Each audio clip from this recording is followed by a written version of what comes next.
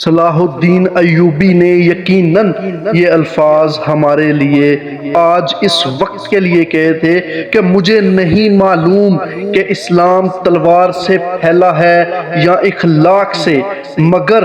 اس بات کو بخوبی جانتا ہوں کہ دین اسلام کی حفاظت کے لیے تلوار کی ہمیشہ ضرورت پڑتی آئی ہے اور ہمیشہ ضرورت پڑتی رہے گی۔ جیسا کہ اس تصویر میں دکھایا گیا ہے کہ نیتن یاہو جو کہ اسرائیل کا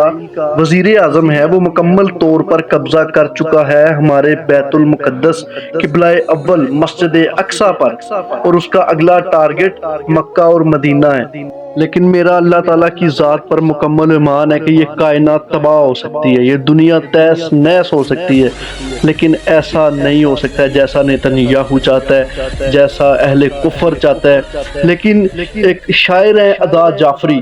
اس نے آج کے مسلمانوں کو دیکھتے ہوئے مسجد اقصی کے حوالے سے کیا خوب کہا ہے: ایسا اندھیرا تو پہلے نہ ہوا تھا لوگوں،